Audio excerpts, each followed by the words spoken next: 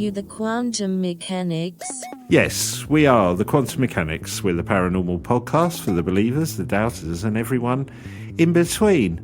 And I guess we're starting with some sad news. As you're listening to this, it's probably a couple of weeks since, but we did hear this week the loss of someone we admire quite greatly, didn't we? Howard Hughes from the Unexplained podcast and radio show.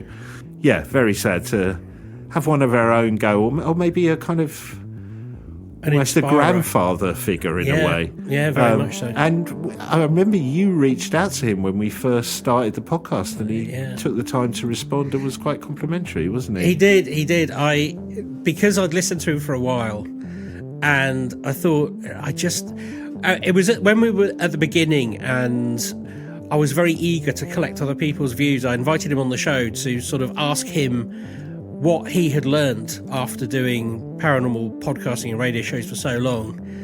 And he came back and he said, well, I don't really often appear on other people's shows, but I promise I will do at some point. But he said, you've chosen a good name. He said, I really like the name, the Quantum Mechanics.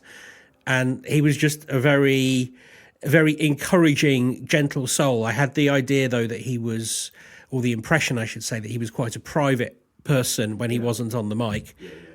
It was quite a shock because he wasn't that old. He never spoke about his age, and I think he was somewhere between late 50s and mid 60s, somewhere like that, but certainly too young to go. Yeah, well, I mean, you know, a god at the time, and still we were like the equivalent of a musician just playing in their bedroom, reaching out to kind of, I don't know, we always mention him, David Bowie, and him saying, yeah, I'll give you a bit of feedback. It's amazing. Yeah, that's right. Yes. What a generous man. Yes, yeah, he will be missed. Really weird coincidence, actually. Sometimes I just have a look around on the day, see if there's any stories going, and last week we did the podcast on paranormal paradises to go and visit. And then weirdly, there's an article in the Daily Star today about people doing UFO holidays and the best locations to go. Oh, goodness. What a coincidence. It's a weird coincidence. Where is the best place to go? Oh, well, it's kind of, as you'd imagine, it's kind of somewhere in the desert in America. Nevada. Yeah, of course, yeah. You know, everything seems there. I think they've basically just picked the top UFO hotspots and gone, why don't you go visit? But I think there was a survey that backed it up that said that, yes, enthusiasts of UFOs are doing UFO holidays. So there you go. Weird little coincidence. I'd love to do a UFO holiday. I can't imagine my partner would be as up for it as I would be. But no, that would be great. Do you remember watching that show, Shaun Ryder on UFOs? Yes, yeah. And he takes Robbie Williams with him out to the desert, doesn't he? Yeah, that was a good show, that. It was really good. And what was so interesting, I thought, like beyond the UFOs, was because it's America, not many people knew who Robbie was, so he was able to just talk about UFOs without being sort of take-thatted. Yeah. And it was a very interesting and very British conversation. And I just always thought, if you ever run out of money, Robbie, you should do UFO trips to America, because I definitely do that. I do. One of my favourite moments from that documentary was, I can't remember where it was, but he was up on a hill, which was a UFO hotspot, and nothing much happened. But they looked back at the footage, and to me, it looked like just a shooting star. But somebody was going, "Oh, that's a UFO." And I love Shaun Ryder going, "Well, I'm convinced." Oh, bless you. Yeah, I loved it. Yeah. Well, we're not doing UFOs this week. Okay, a reverse segue. Yeah. Backs the truck up. So after we spoke about hungry ghosts and the potential spirit deceptions, it really got me thinking about sort of the other ways that spirits communicate or appear to communicate, and that is electronically. And I found an amazing book, and it comes with a record as well. But before we get into that, the story that got me into this, and we're going to get into EVPs. We've done EVPs a few times. We've never done it this way before. And we've had our own EVPs now. We have had our own Shepton EVPs. Mallet. Yeah. Should we play them? Oh, yeah. That's a good idea. We'll just play both of them, just so you know what an EVP is. So this was some things we recorded at Shepton Mallet Prison when we were there. Didn't hear it at the time, and we would have because we were wearing headphones with various other stuff. But when we went back over the recordings, there were weird kind of noises on. Have a listen. So, yeah, that was very, very intense. So, yeah, that was very, very intense. It isn't a screw for the name of it's a prison guard, isn't it? Huh? It isn't a screw for the name of it's a prison guard, isn't it? Huh? Yeah, so we're going to get onto EVPs and indeed phone calls from the dead and how it all ties together. And nice. There's a very interesting story about how it ties together. But the first thing that I encountered on the journey wasn't an EVP, because I was sort of really what I'm thinking about is kind of the electronic door across the veil, basically. Yeah. And this story really caught my eye, but this sort of sets up where the book really goes. But the story, as I've taken it off the press wires, it's from 2011. Grieving friends and family members of a deceased Pennsylvania man were both spooked and comforted when they suddenly received mysterious posthumous emails from his account. Jack Froese, 32, of Dunmore, Pennsylvania, died suddenly of a heart attack in June 2011. 5 months after his death, his best friend, Tim, said he received an email from Froese's account with the subject line, "I'm watching."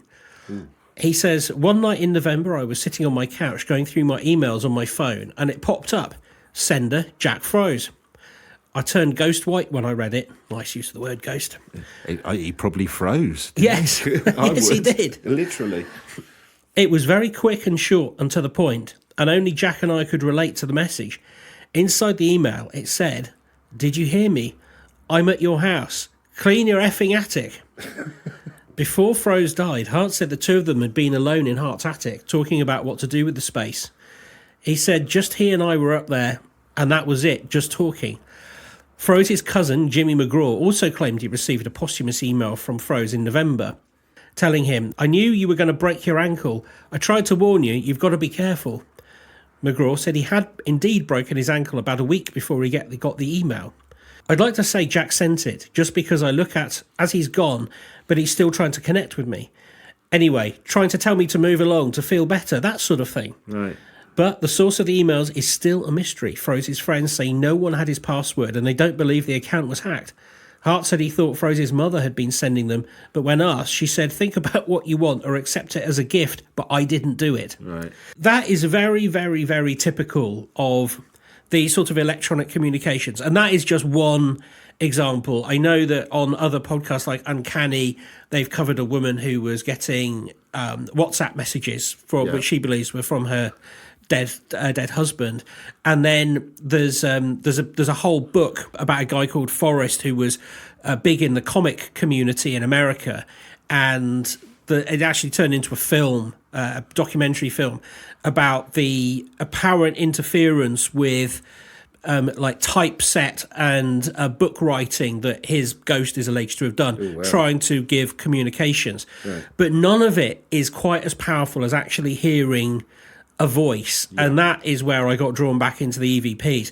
Now we've spoken to some people about this before, but we've never covered the guy Konstantĩn Raudive and his book Breakthrough: An Amazing Experiment in Electronic Communication with the Dead. Yes, from 1971. I think we briefly mentioned him in conjunction when we did the EVP episode, but we didn't go into any detail. We didn't go into it. No. And what I didn't realise until I started, and really it was a recommendation from a friend, because this book is quite hard to come by if you try and buy it with the album that it comes, because it came with a record, didn't it? It comes with a record, yes. It comes with a vinyl.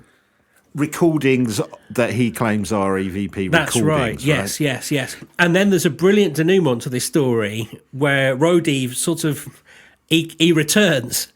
But this book is sort of one of the most intriguing explorations of the paranormal, because it's a heavily documented work. It's not just him sort of speculating on what this could be and what that could be. It's actually a very detailed journal. It's his continuation of a group of experiments that were started by Friedrich Jürgensen, whose accidental discovery of voices on his tape recording sparked curiosity and really controversy.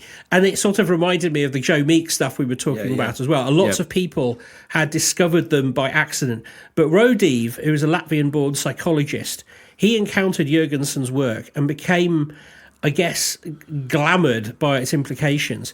He believed that EVP provided tangible evidence of communication with the deceased, offering hope for those that grappled with the mysteries of death and the afterlife. So he was already interested in that notion of being able to communicate with a lost friend, a lost partner, that sort of thing. Yeah. And because we're in this sort of technological age, we've spoken about this before, his experiments really happened in the 60s.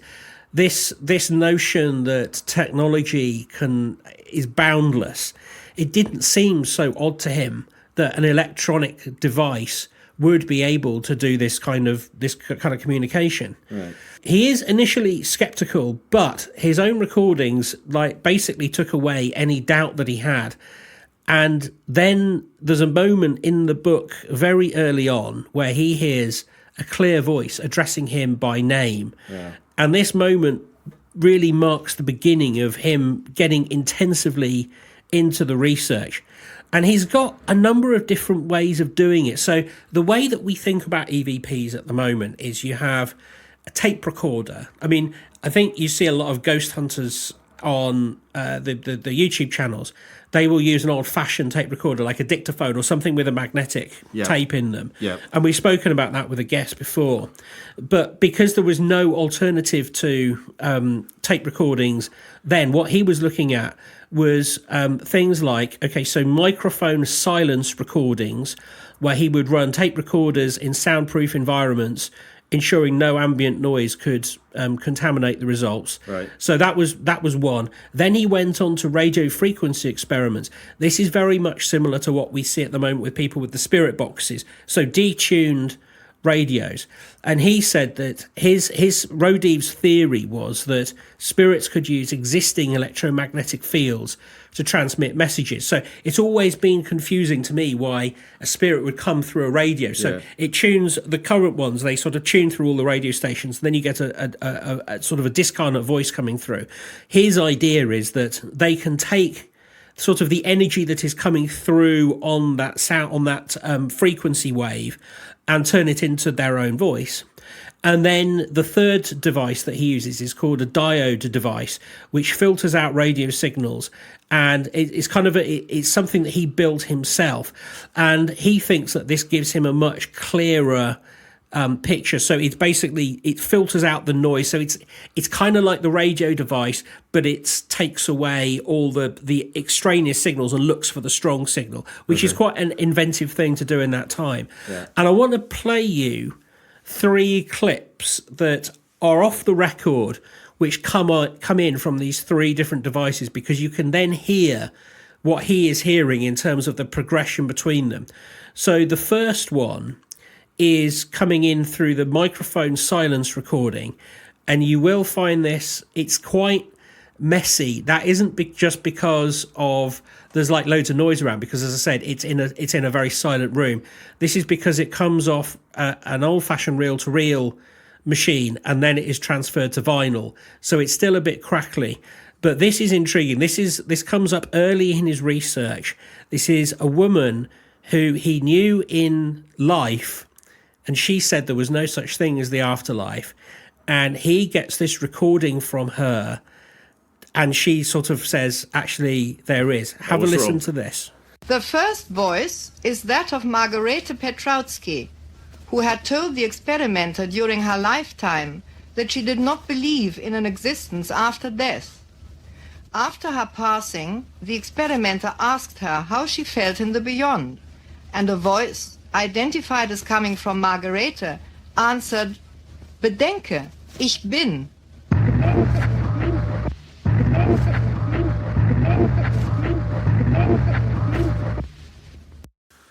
It's definitely a voice, isn't it? It is, and it comes through in German, and what she's saying is, yes, we're here. As he looped it, or was it looping? No, he's looped it on the records so that you can hear. And as I understand it from how you described it, maybe I'm understanding it wrong,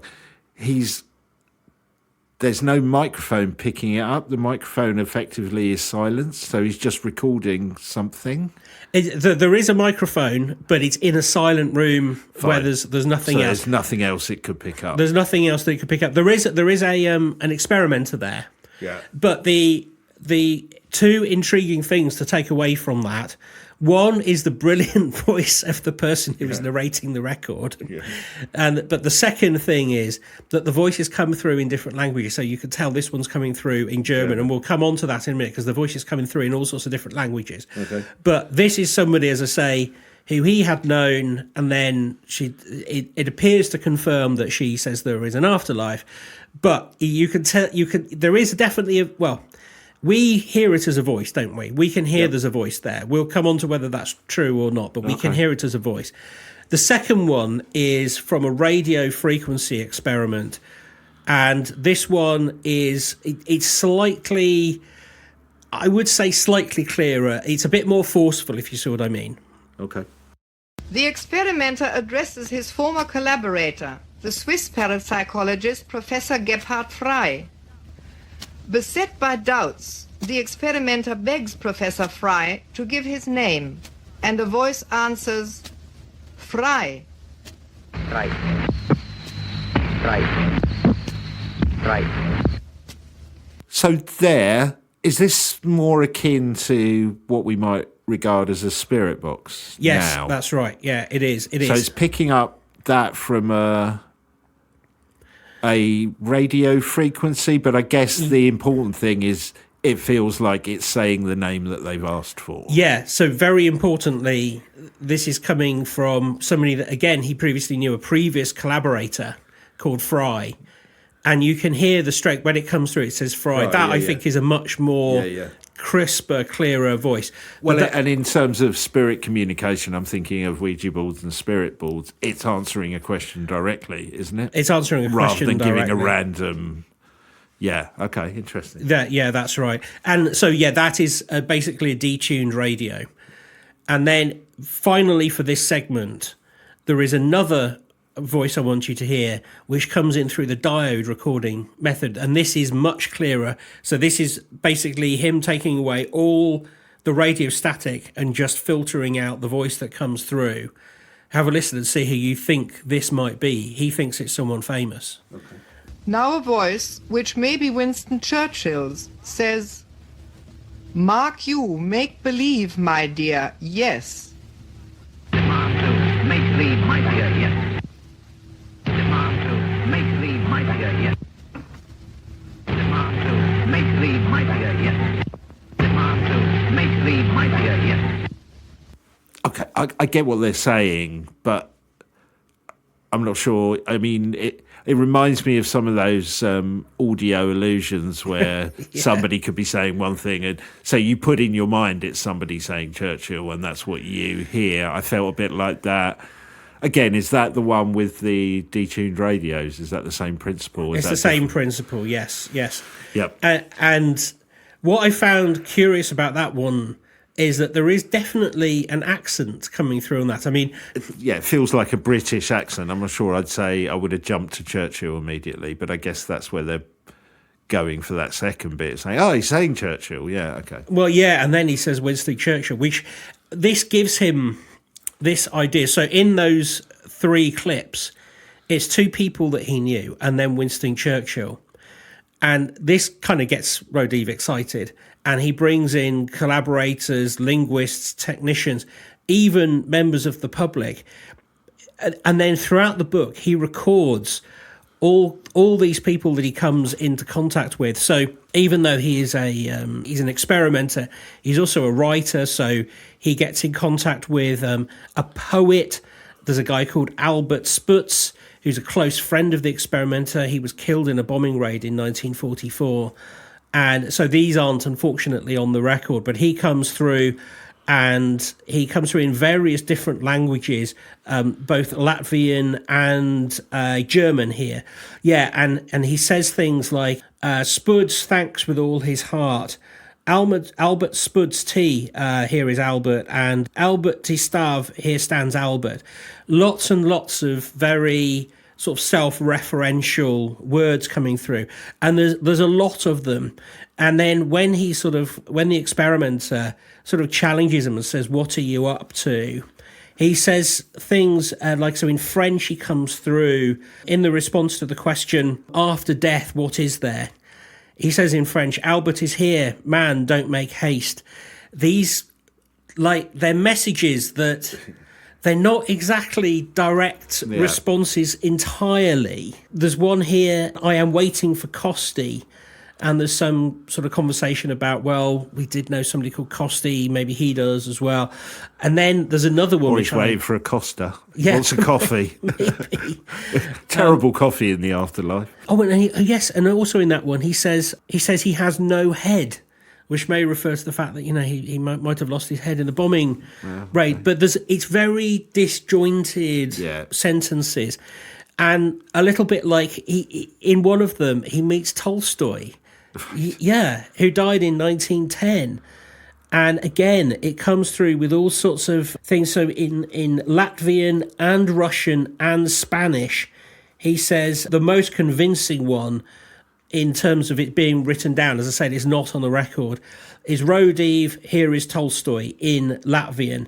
And then in German, he says, "Here is Tolstoy. What a place this is. Do you want to stay here?"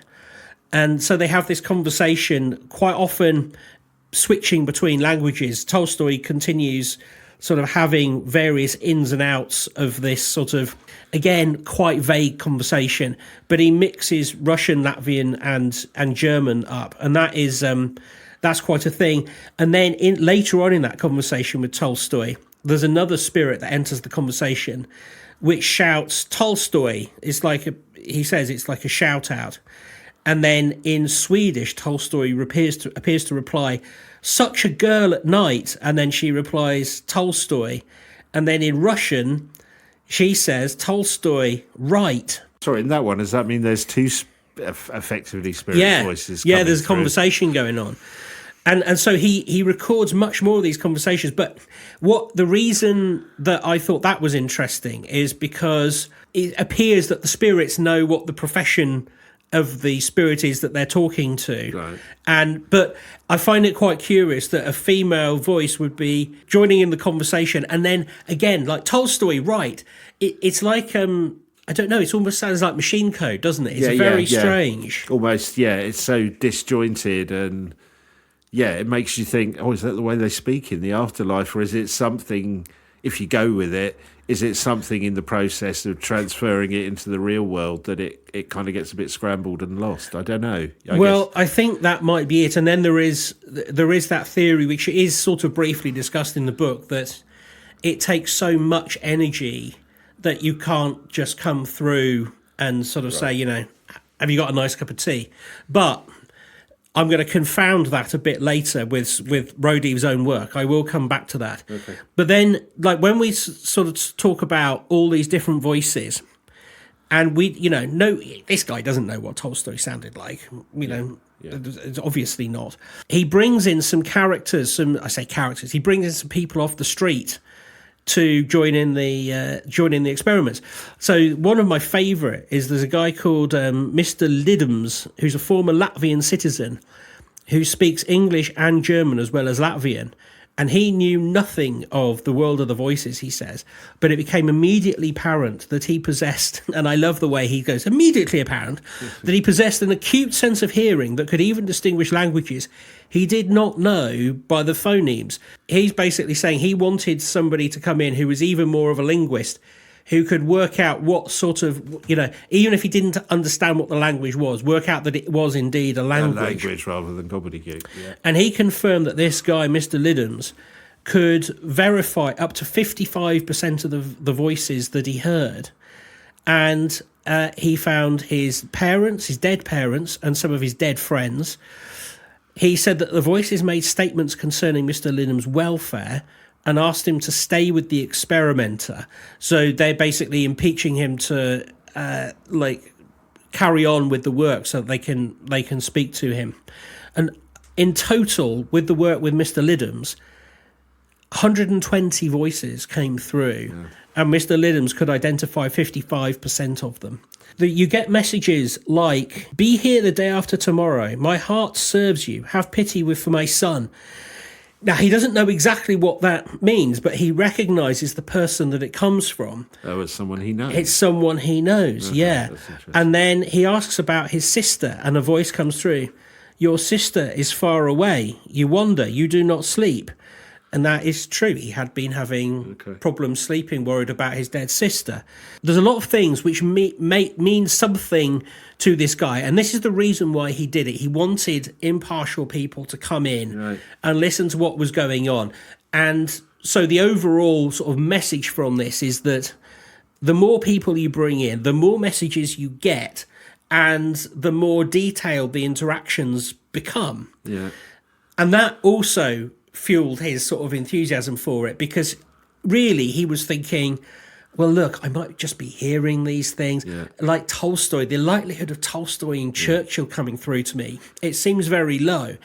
And that is what I think is also intriguing about this, because that reminds me of when we're talking about hungry ghosts, this idea that a spirit says, "Oh, I'm Tolstoy." Yeah. You're like, are you really? Is that what that person wants to hear, in a way? It's either is that what that person wants to hear, or is it what a spirit that's playing with you wants you to hear? Yeah. Because if it's a spirit playing with you... But I mean that. I mean tapping into... It's a bit like the Hungry Ghost things of, you know, almost that love story element that we talked about with Joe Fisher, that he wanted that so badly that if it was a spirit pretending to be something, it's trying to give him what he wants in a way. Yeah, exactly right. But that also might be true of when you bring in a member of the public. Exactly, yeah. This is your... Yeah, we'll talk about your dead sister. Because I think if you go for a skeptic debunker angle, you're left with...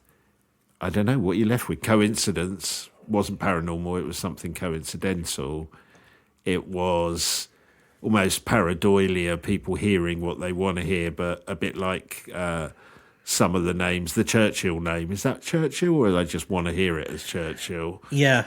Or I guess you go to the extreme that it's almost some kind of parlour trick. But that's the thing, I think, why EVPs and this type of work is really fascinating, and especially in those times when you're putting it on reel-to-reel tape and then transferring it to a record. It's a hell of a lot of effort to go to if it is a trick. I don't think this is his... I'm not saying it is a trick, but I'm saying if you look at absolutely. the debunking bits, it gets quite hard in a way. You're left with coincidence or pareidolia, aren't you? Yeah, you absolutely are. I don't think that if there's any trickery, it doesn't appear to be on his case, because he was so, like I say, he opened this up. Anyone that wanted to come along, basically, he opened it up. That's why I say, I think if there is any trickery, bearing in mind, though, that there is no spirit, unlike what we heard in Hungry Ghosts, there is no spirit that is trying to make him do something or believe anything apart from, I am who I say I am. I am who I say I am. Yeah. But there are some intriguing things, like the fact that the voices flip between languages. Now, Raudive believed that perhaps the entities were pulling upon the knowledge from the person, the experimenter, and their languages to be able to communicate in all sorts of different languages. But the question is, why? Why do that? Yeah.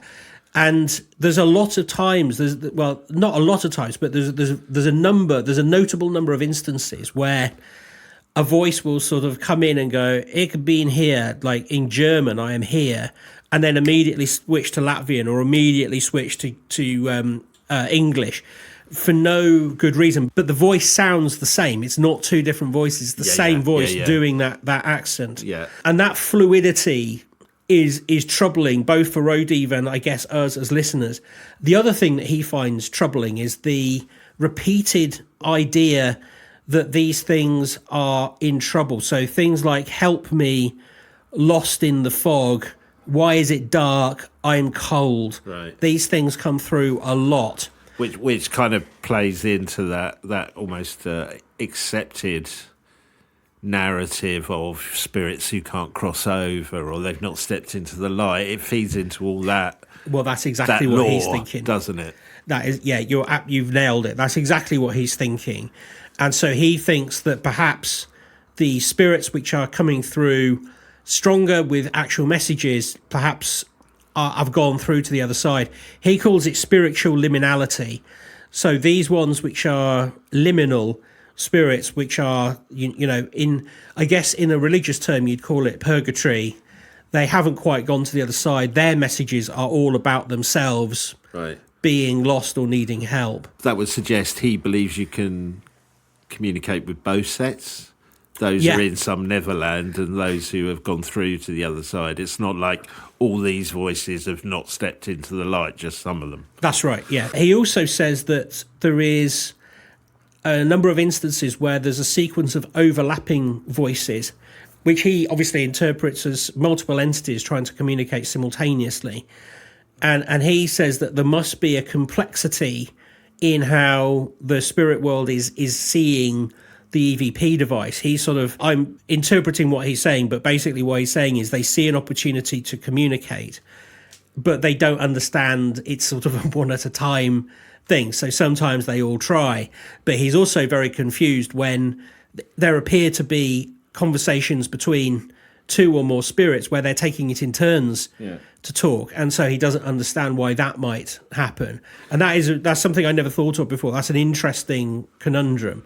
It's interesting though, isn't it? It's making me think. I'm thinking of the ones we captured at Shepton Mallet. I'm trying to think. I don't think at the time we were going, "Hey, give us a message." You know what I mean? That almost that stereotypical, you know, if you got a message, leave it on the tape. I think both the ones we captured there, they just happened, which suggests that they would be happening all the time. Or is there something about him looking for them and recording them, almost if you go with it, the spirits on the other side, you know, word gets round, hey, there's this guy, we can try and communicate with him, and they all bail in. Otherwise, all recordings all the time would have EVPs, wouldn't they? Yeah, that's right. Yes. You wouldn't be able to record a pop song. Yeah, without an EVP. That's right.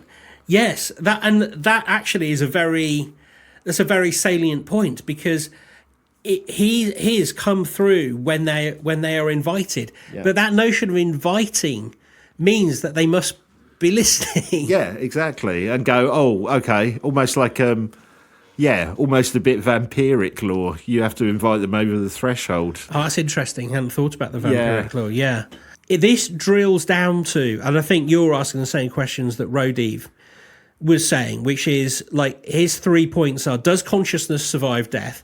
What role does technology play? And the emotional dimensions of that conversation. So, does consciousness survive death?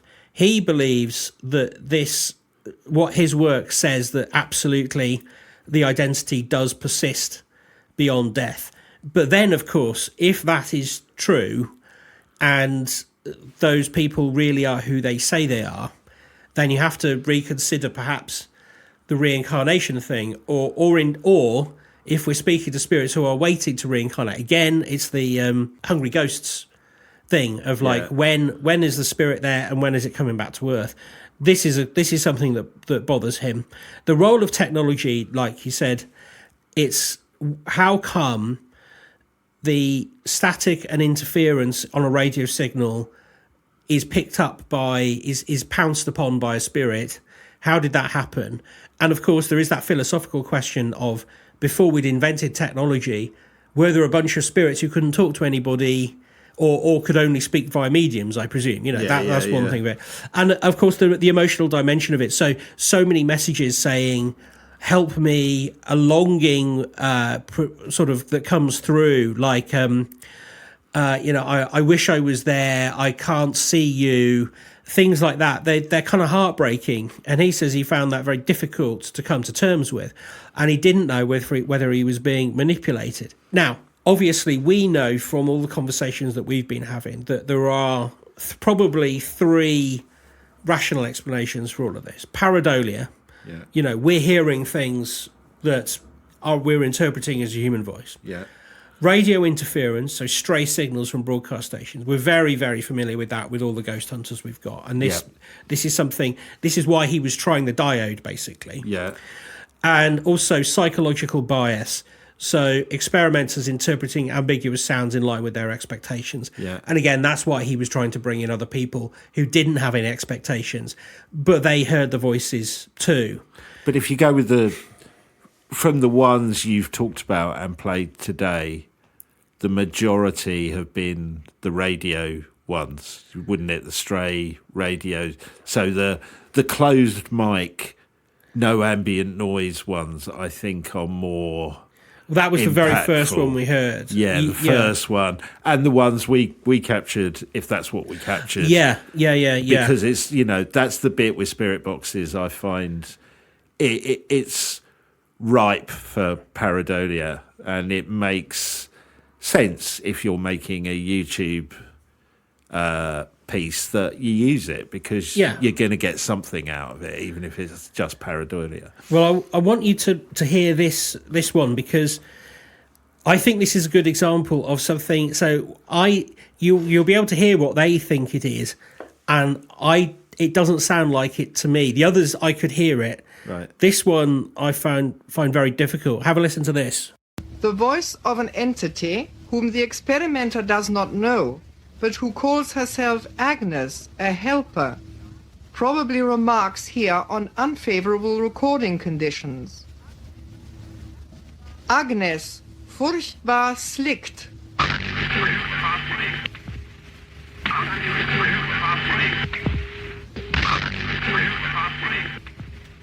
Yeah, I know what you mean. Weirdly, I got that pareidolia effect as it repeated. I was like, what are they talking about when it first started? And then by the end, I was like, oh, no, I can hear it now. But if she hadn't told you what you were listening for... I had no idea. Yeah. Exactly. And I think that is a huge problem with... And again, I'm not saying anything new here, but because a lot of this is written down... Was that another detuned radio thing? That was a detuned... Yes, that was a detuned radio. Yes. Yeah. That is... I think because a lot of this is written down, I only want to say that as like a little bit of a warning, because although some of the communications that are written and the ones I've discussed there, they seem good and clear. They're good and clear if you interpret them. Now, when I read out what that member of the public was saying and how good his hearing was, like that is just somebody saying, well, he's obviously very good at hearing languages. They didn't say, oh, he just hears pareidolia and everything, which is, He's really good at looking at finding patterns in something that's purely random. Yeah. So Raudive did say he wanted to carry on this work, and he said, like, there's 3 things that he wanted to do to prove this was happening. The first one was do some experiments with a clairvoyant medium and maybe even an automatic writing person there to see if they can verify what's coming through on the machine. Now, that doesn't... I'm not sure what that would give you. I mean, it'd be very interesting if the same things come through.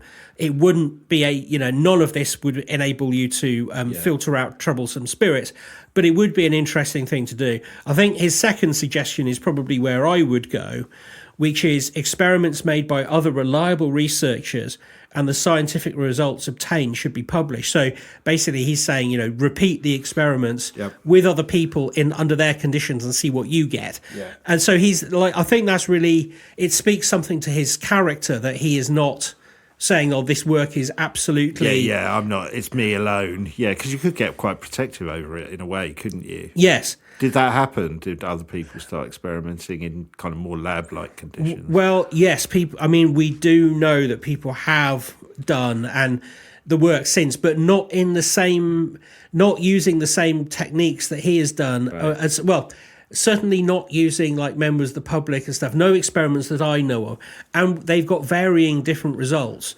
But the third thing, which I think is interesting, that he said, is a statistical assessment of comparison of voice analysis made by various experienced examiners who have interpreted the same tape independently of each other. So basically what he's saying is, have a listen and see if you hear the same things. So this is trying to almost debunk any pareidolia. Yes, effect. exactly. And I think that is probably that's the easiest thing to do, is to listen to the recordings without any sort of There is a reason and I get why they've done it on the album, that they're going, you've got the woman's voice going, hey, have a listen to this. He's saying, and I get that you need the context, and otherwise it's just a series of random sounds, but it does set it up in a way that makes you listen for what they're telling you to listen to. That's right. And the reason for doing that, of course, is because it was a commercially available recording. Yeah, and just actually it would make no out sense otherwise. No. I do wonder where they got her from, though. She is brilliant, isn't she? That voice. She sounds like the Home Service during the war. I think her voice is, and from that album, is sampled on a Smith's record. It's a bit of, you are sleeping, you do not want to believe. I don't know where that quote comes from on the record because I've not heard it, but that's mad. I know it has been sampled. It's definitely sampled on that song. Everything comes back to music. Yeah. Now, there is an interesting denouement to this, because Raudive, after he passes, he telephones 3 different researchers. After he's dead. He's cracked it. He appears to. Wow. And 3 of those conversations, well, he may have spoken to more, but 3 of those conversations are recorded. Wow. And I think it might be worth listening to 2 of them and see what you notice about this. Okay. I'm as fine as a dead one can be. Dear Sarah, thank you very much for everything you did for the propagation of the voices. We tried and we succeeded in building this bridge to the States. You are one of the first who are contacted by this meaning. Thank you very much for all the work you did. We are very proud and honored that we could contact you. I must interrupt now. This was the first contact. This was Konstantĩn Raudive speaking. Thank you so much. What's that? Thank you so much at the end. Is that the person? Yeah, that's the person. On the other end. That's the person on the other end. Who just kind of took it. What? Now, I guess people who knew him knew that was his voice. Yeah. But there's 2 things in there. One is that he talks about building a device. If you heard that, he's building a device that seems to work.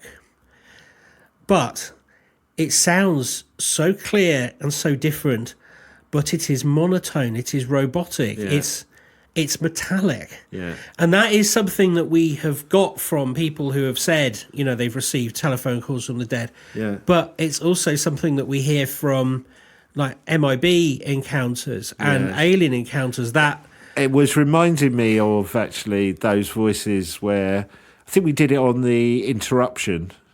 Remember we did that episode on that podcast, and the guy who, and we've done it a couple of times, can't remember his name, but it's like, you are at base command. It's almost, there's something about that. That's right. And of course that was, now know that was a guy just putting But it has that tonal, that almost stereotypical tonal quality to it, doesn't it? Let's listen to the second one. Good morning, this is George Meek. This is Konstantĩn Raudive. George, my friend, at last we succeeded in contacting you. Jeanette is beside me, and she wants to give you all her love. This is Konstantĩn Raudive. This is the first contact you get from us. I suppose that you can hear me. I can hear you very well, very plainly. Fine, so this is the beginning of a new story, a new chapter, George. I'm just struck with how calm the other people on the end of the other line are. I'd be like, no way! I mean, I'd be going, who is this? You're playing a joke. Yeah. But so his name was Meek. Is that just a coincidence? That's George Meek. Yeah. Who is a researcher? Who's an EVP researcher? So it's just not a Joe Meek connection. No, it's not Joe Meek. No. But the fact in that second one, he's having much more of a 2-way conversation. Yes. And he sounds slightly less robotic. Yes. But the message is roughly the same. Yeah. Although he does sort of expand on that. This is the first. This is the beginning. Very creepy, though, isn't it? It's massively creepy. Like, whatever it is, it's very creepy. The first time I listened to that, goosebumps, and there is something that is, as the kids would say, is a nope about that voice, and I don't know why. It's probably because it is so monotone, but it has a sinister quality to it. I love it as well. That's back in the day when, you know, we had landlines. I just got the vision of the other person's partner answering. I know they've done this game before, but it's like, I've got to let that guy on the phone again for you. Tell him to hold on. I'm in the shower. Can you imagine if he got through? Oh, he's not here at the moment. Okay, thank you very much. I'll call back. Well, the other message that he leaves is actually an answering machine. He does leave an answering machine message. Yeah. But I'm actually coming back to that. I mean, that's creepy enough. I have a question, though. Why were they recording those? I know. And I'm not... Because it's not... it wasn't normal practice, you know what I mean? It wasn't normal practice. No. Unless there's bits of the call we've not heard and this. But it's very clear as well. It is very clear. As a recording. So it feels like a setup, as in not as a setup, but the way the technology is set up, that is a man who, on the other end of those two people, who know how to record a phone call. Yeah, that's true. I mean, we've tried it when we first started the podcast. It's not easy hard. as you think. No, it is quite hard. I understand how that is a bit of a red flag, but people have tried for years to debunk these, and they haven't succeeded. I looked everywhere. There are people who are sceptical, but no one has come up with a definitive this is debunked. And that does appear to be his voice. But it does raise the question, if that was the start, what's happened? Well, that's very much where I was going. If this was the beginning, where's it got to? Yeah. But we've gone from him apparently building a device to... I think he says...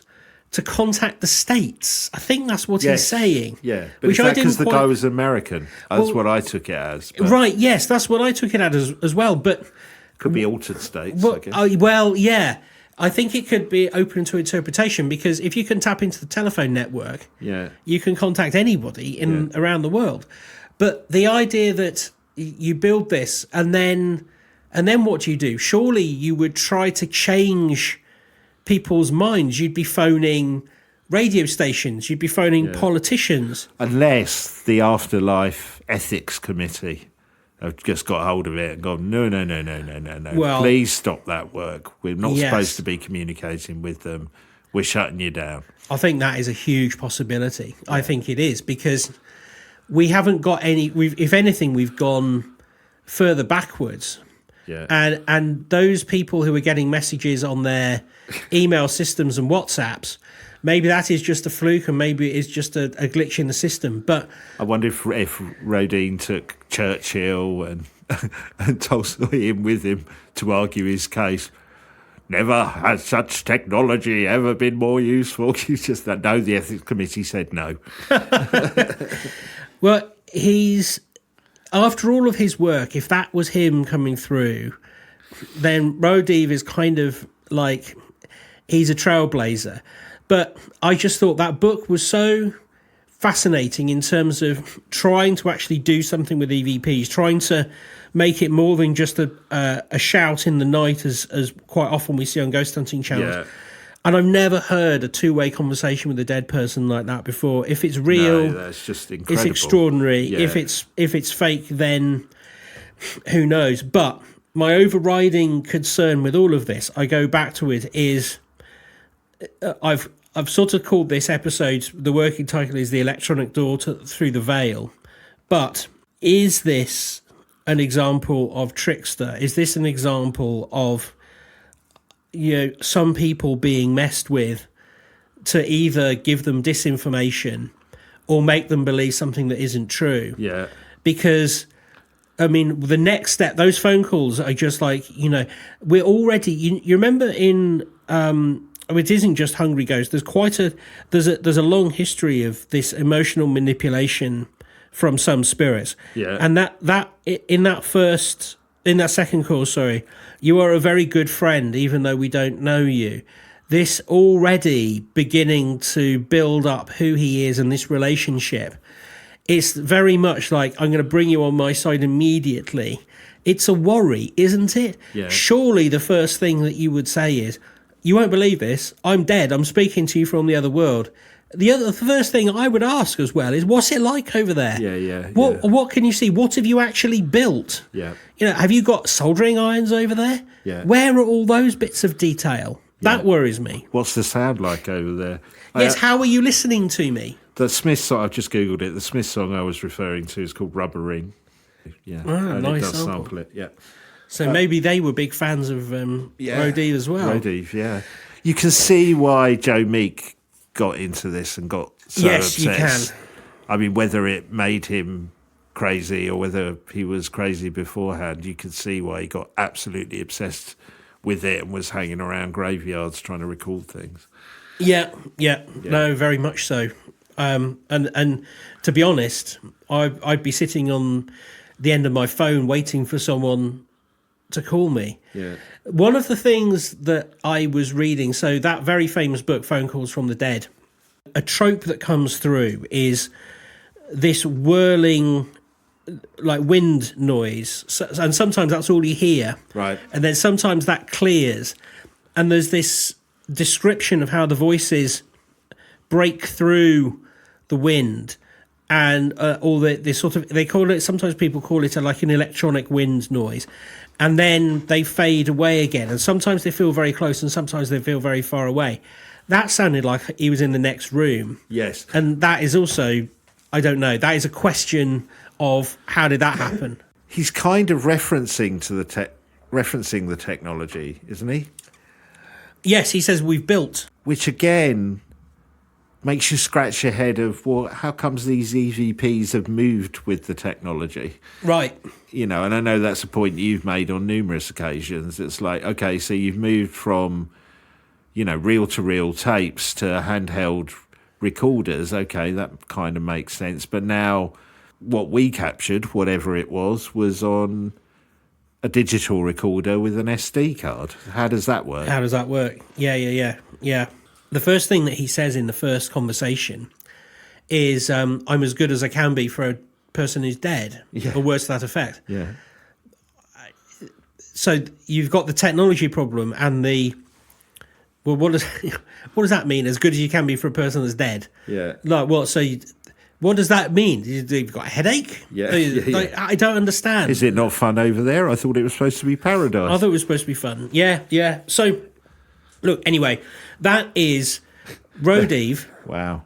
And this incredibly weird, esoteric, very 60s book that is called Breakthrough, an Amazing Experiment in Electronic Communication with the Dead.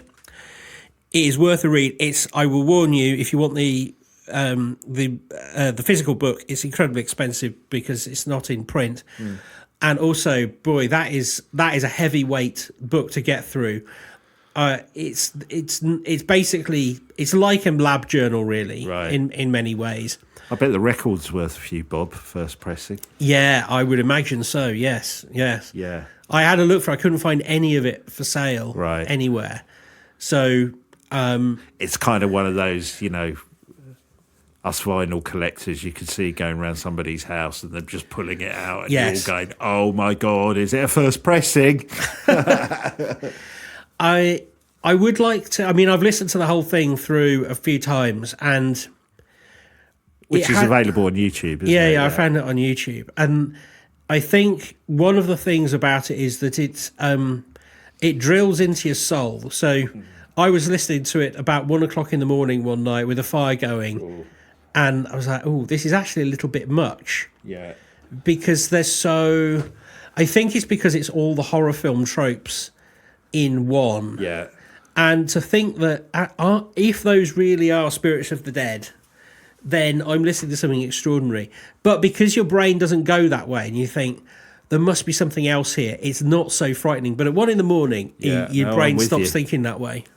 Yeah, well, I felt that way when we were just listening to it. So, yeah. Maybe we should try an experiment. If, Raudive, if you're listening, I know the ethics committee have told you not to, but, EVPs do seem to exist. So just leave us a quick message now.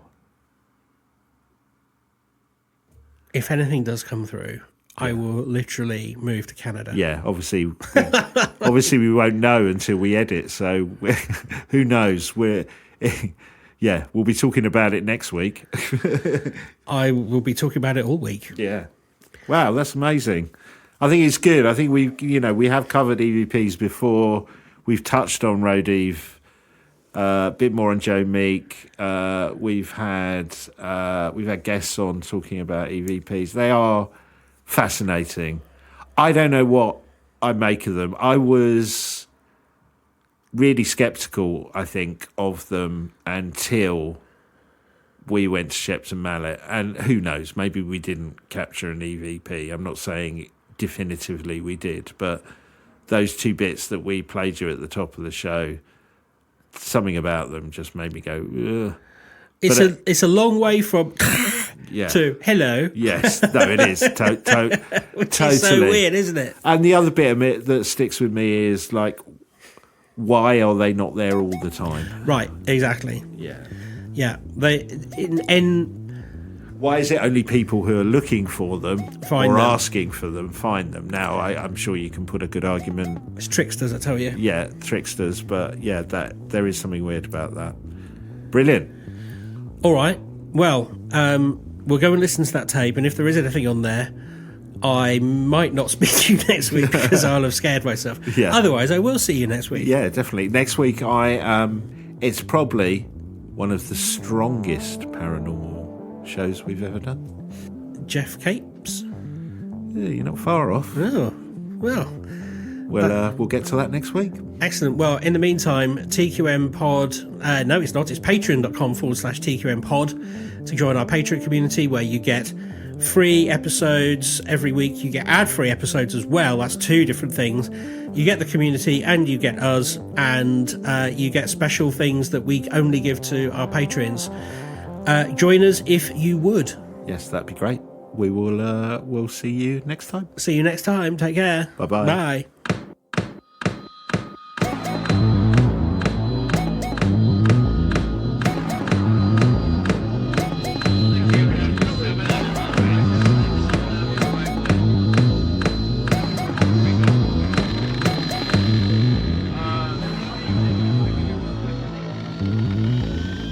Are you the quantum mechanics?